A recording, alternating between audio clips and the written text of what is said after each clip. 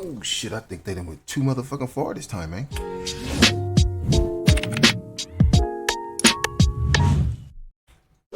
Look, man, welcome to another episode of the WTS Sporty Show. It's your boy, and I'm back with another video, man. If you haven't joined the family already, make sure you do so by subscribing, clicking the notification bell so you know when I drop more videos like this.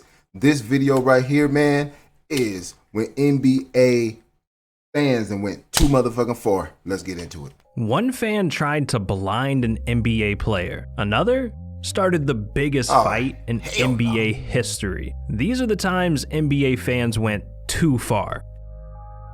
Nothing compares to the time Russell Westbrook had to fight a grandpa. Imagine being 70 years old and trying to square up with an NBA player. Well, in 2016, it was the opening night for the season in a game between OKC and Pop's gonna the do it, though. 76ers. I'm gonna tell you like that. For once, Grandpa Philly fans have stir up. something to look forward to. Joel Embiid's first game of his career. I mean, Philly had 3 straight seasons where they only won 20 games, or even less. My heart goes out to you guys. It's been a rough few years. So, the fans were riled up about Embiid's debut. From the jump, the arena was buzzing. Even though Westbrook was on the other team, he was loving the energy. He lives for these moments. The game started, and things were going Philly's way. The Thunder were down 18-7 with 5 minutes left in the first. But then, they got a steal. They passed the ball up the court to Westbrook, and he drove all the way to the rim through 3 Philly defenders. Somehow Westbrook finished this acrobatic shot, and he was feeling himself. He felt a comeback was on the way, and he taunted the crowd a little bit. But a certain grandpa wasn't having any of that, and he let Westbrook know it was good. He wasn't having none of that. Oh, double fingers, boy. Damn, this man didn't just give him one hand. Zero He threw shit. up a McDouble. Ooh, this grandpa's savage. But for real though, you can't be throwing up crazy, McDoubles boy. in an NBA game, alright? Especially when the cameras catch you doing it for the whole world to see. Makes you wonder how something like this even happens. Well, the grandpa said Westbrook started it. He told security that Russ called him fat, but they didn't care what he said. They just threw grandpa right out. Later on, he issued a public apology to Westbrook and the entire 76ers organization.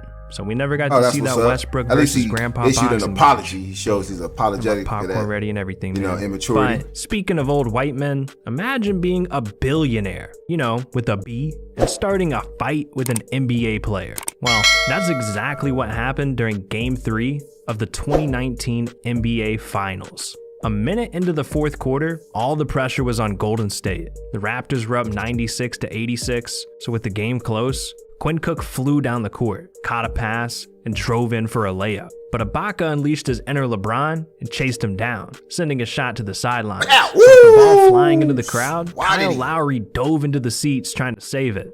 And that's when this happened. Warriors investor Mark Stevens not only shoved him, but told him multiple times to, quote, himself. Hold up. This dude really trying to pick a fight with a 200-pound NBA player? Man, he's lucky the cameras were rolling. And it'd be one thing if it was just some normal fan that did this, but Kyle was shoved by a billionaire Warriors owner, Mark Stevens.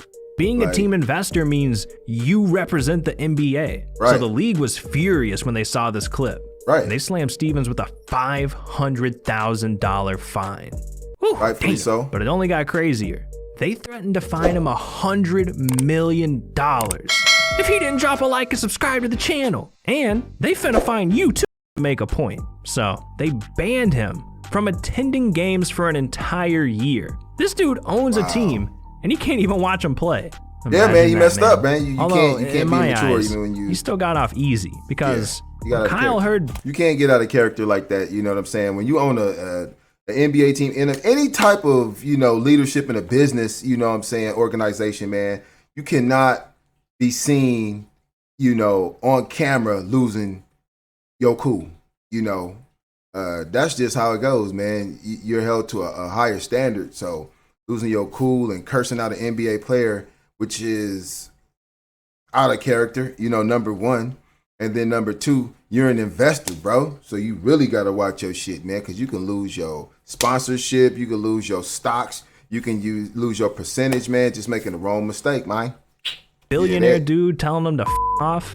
Wow. He almost knocked him out. Anywhere other situation, if it wasn't in this situation, things may have been, they probably would have been done differently, handled differently by me.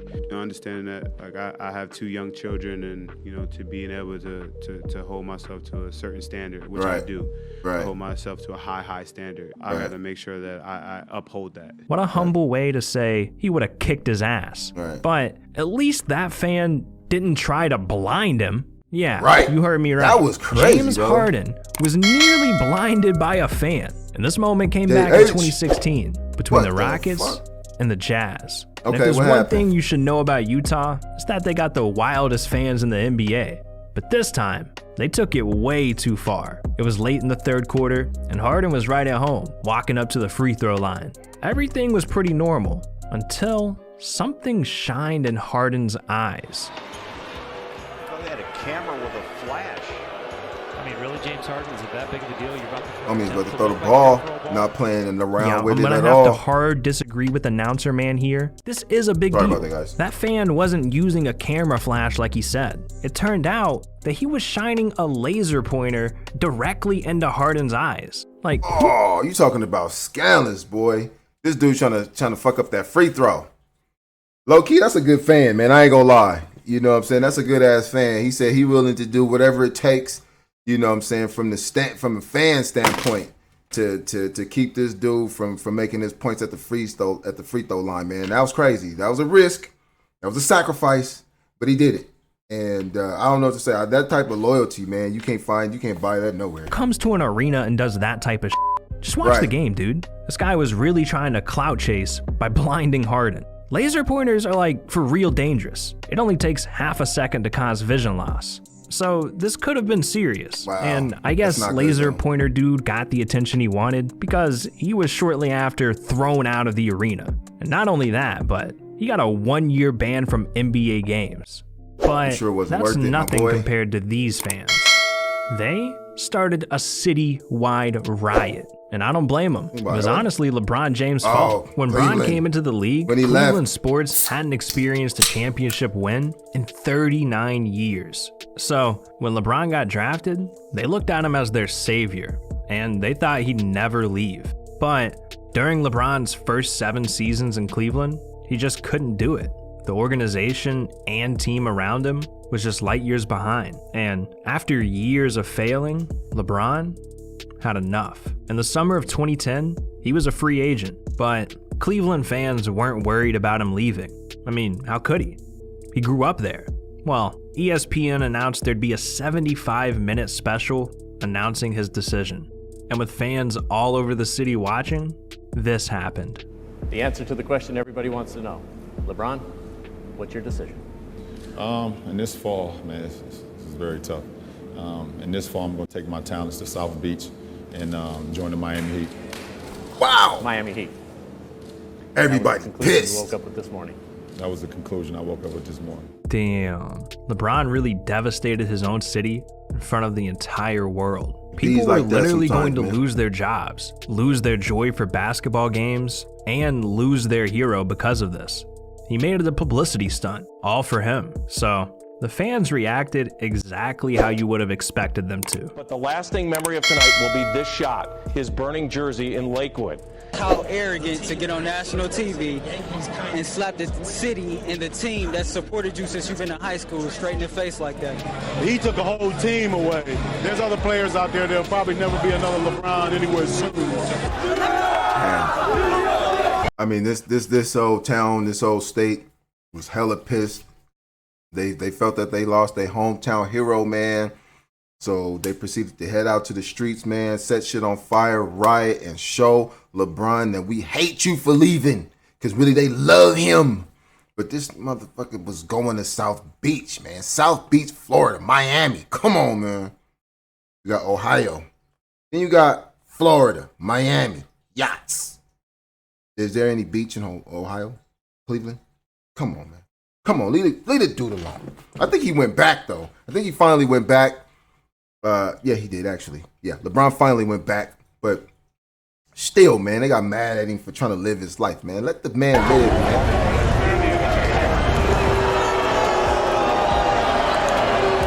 Whew, Jesus, overnight, They got LeBron Maney, went though. from a hometown hero to the most hated person in Ohio. Hell yeah, I remember that. LeBron was the entire Cleveland economy. And that's why when he left the Cavs, the value of their team dropped from $476 million to $355 million. That's like instantly. 1.5. Just think about that. $121 million Almost. Wow. disappears from your team in a split second. Damn, now I feel see bad why for they the was Cavs mad. owner. But Now you see, see why they was mad. LeBron just wanted to better his career. He saw a championship opportunity in Miami. And come on, man, it's Miami. You'd be crazy to not choose Miami over Cleveland. I'm just saying, dude, come on. But the fans forever felt some type of way.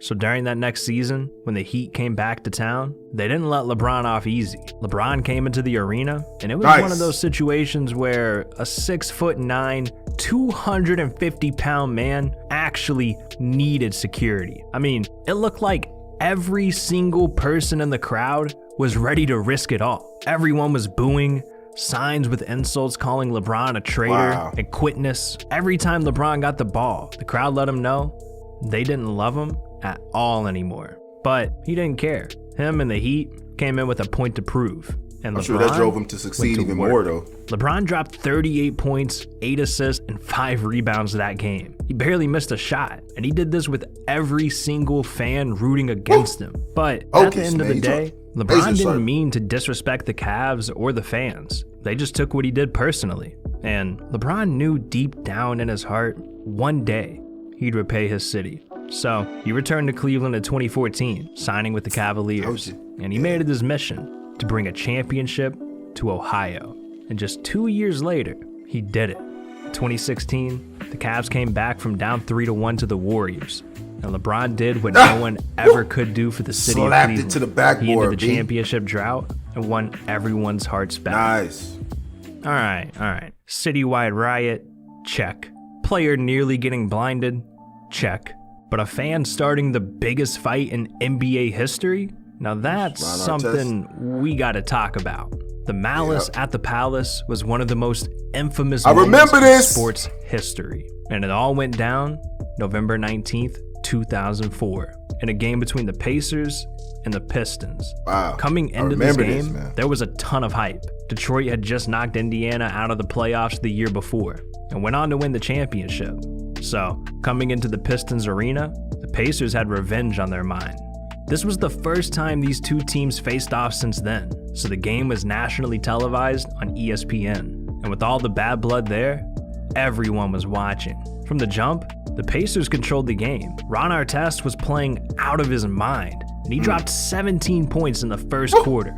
But it wasn't long before the game got physical. The crowd got crazy, and the Pistons got heated.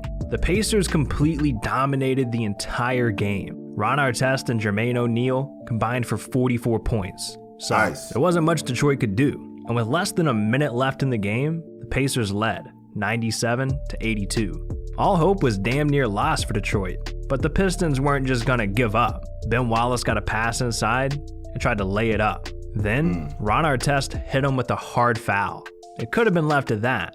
Ben could have shot his free throws, then a minute later headed home. But Ben said, "F that, we gotta square up, dog." And it's safe to say, that's when all hell broke loose. But we do have the whistle and a foul. I hate when that happens. I hate when it's time to get down and somebody has to pull you or get in your way. I hate when it happens, but sometimes it has to happen, man, for whatever the case may be. But I fucking hate when it happens, man. Is that ever happened to anybody, man? Let me know in the comments, man. Any of these viewers, anybody watching this video, if that's ever happened to you and you was getting ready to catch a fade, run it, and somebody pulled you away or got in between you. That is like, but it has to happen sometimes. Probably for the better, but damn it. We got big trouble here in the Motor City. Whoa. We just went from watching an NBA game to WWE? Ooh, we got 2 shows in one. Yeah, things got heated between the two teams, but Steven Jackson and Ben Wallace were the ones doing the most. Even though it all started with Ron Artest's foul, he was seen just laying down on the scorer's table with his hands behind his head. The man was trying to cool down and not get involved. But then a fan in the crowd went way too far.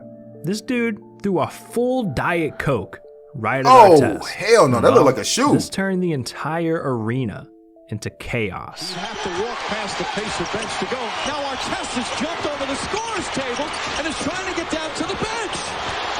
Artest is in the shit. stands. I remember that shit. Oh, this is all. Woo! Run that back. Jackson's in the fans. Awful fans are getting involved. Watch this. Steven Jackson's in the fans. Woo!